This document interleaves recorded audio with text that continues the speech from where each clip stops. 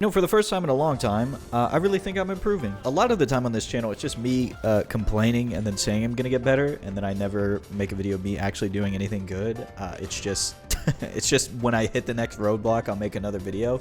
But today, I don't know. I just feel like I'm getting a little bit better. That's not to say I haven't, I still get angry sometimes. I still have to get off the game, but I feel like the good times are more frequent than the bad times. And it's a wonderful feeling. I've been here before, but I remember, feeling really good about the game and then over-analyzing why I'm feeling good so that I can replicate it. But that's just not human. That's like an AI's way of thinking. That's like how a robot thinks. You can't analyze your happiness, I don't think, to the extent that I was trying to in order to replicate it. I think it just happens. And I think there's steps you can take, but I can't just wake up every day. It's not realistic to wake up every day and be like, I need to be happy now. Like, there's not a happy button. But there are a series of things that I can do, or a series of things I think that happen in the game that can make me happy, like day after day, or at least just have fun, And the first thing is like having a consistent mindset, like having a mindset that makes you happy, that it takes steps towards being happy. And I was really wrestling with this the other day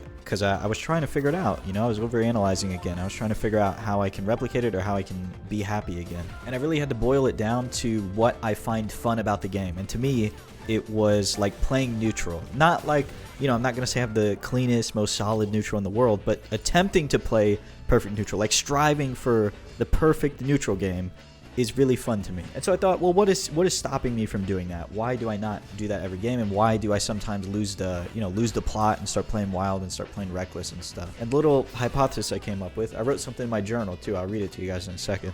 But the hypothesis I came up with is that when I start playing reckless and taking these big old silly risks and stuff like that, I forget that there's another person on the other side of the screen, right? I'm just kind of playing my own game and not really paying attention to what's happening. It's why people can do certain options against me over and over and over again, and I don't make the adjustment. It's because I'm playing like a single player game, which is something that's been brought up to me in the past, in the recent past actually, but sometimes you just forget. And sometimes I gotta write myself these little notes in my tiny little journal that I bought from the CVS. Let me read what I wrote to you.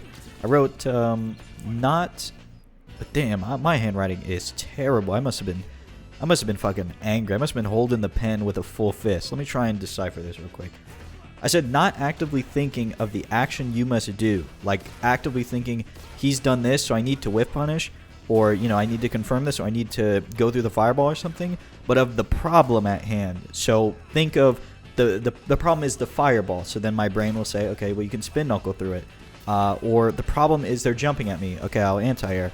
Or the problem is they're just whiffing in front of me, so I can whiff punish. Let your muscles do the action, right? Your brain can identify the problem, your muscles can do the action. And that idea of letting my brain identify problems and let my muscles just do the reaction comes together very beautifully in the game. I think actively, like what it looks like when I'm playing, is when I'm going through different spacings on the screen, I just tell myself the different possibilities of what could happen until I've really built a profile of what the other player likes to do. So if I'm full screen, for example, I'll be like, oh, fireball. I'll say like fireball, jump, fireball, jump. Like I'll just say things to myself like that. And if one happens, my brain, like my muscle memory is built up enough to where it'll just react. And when you get closer, like when you're not full screen and they only have 2 options, when you get closer and they have more options, I kind of just do the same thing. I'll be like, oh, button. I'm not like saying a specific button. I'm not looking for a specific button.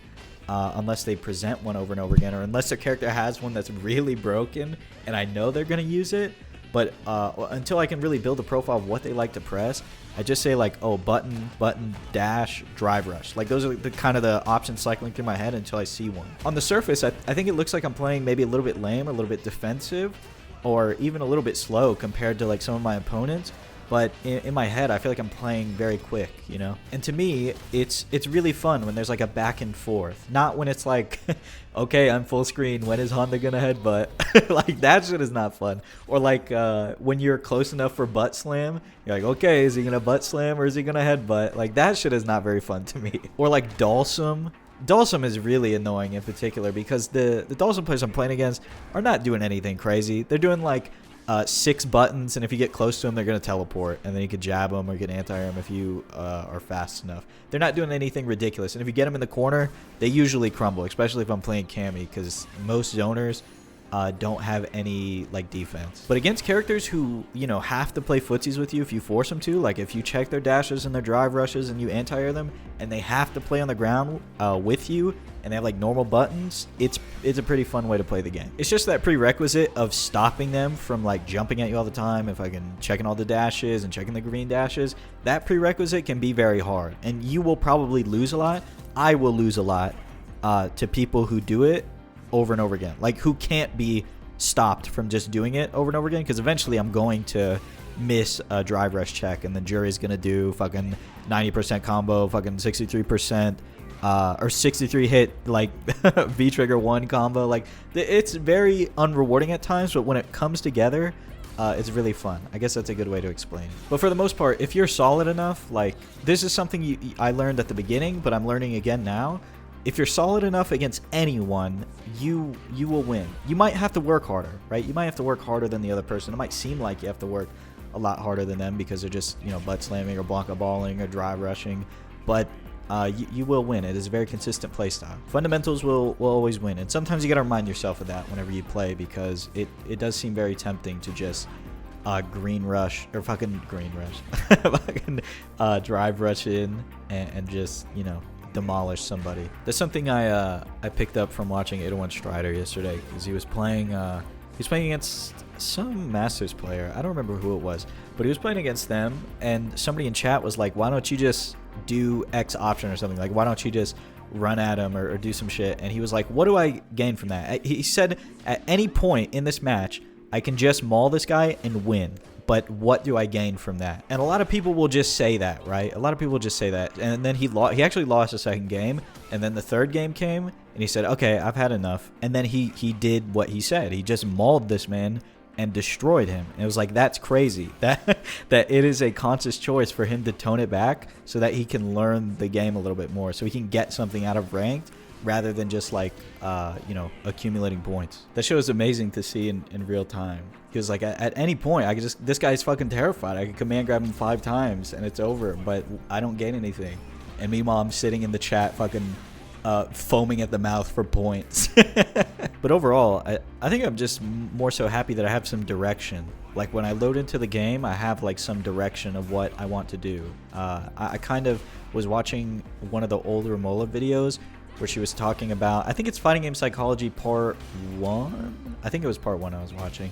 But she was talking about how like a lot of times people will just do things with no intention, or they'll just do things because people tell them to, right? So like if you're playing neutral and somebody tells you you need to be more offensive, then you usually think, okay, I'll just run at somebody. Or if you need to slow it down, you'll just say, okay, I'm going to slow it down, and you'll block more. But you don't have a purpose when you're blocking. You don't have a purpose when you're running at them. You're just doing it because you think it's right. And so I wanted to, like, you know, give myself some purpose. You know, when I'm walking around in neutral, I'm thinking about what the opponent's options are at where I'm walking. Or if I'm blocking, I'm waiting for them to like reset pressure. You know, that giving yourself a little bit of purpose behind your actions goes a long way. Before I let you go, I know that the videos are coming out less frequently. Like I just kind of run out of ideas sometimes, and then seeing the numbers drop is really this is nobody's fault, by the way. I'm not blaming people for not watching my silly little videos. I'm just saying seeing the numbers drop so drastically kind of just demotivates you sometimes, but you just got to get back on the horse and keep going after it, I guess. But that's my 8 minutes. Thank you so much for watching, and I'll talk to you again very soon.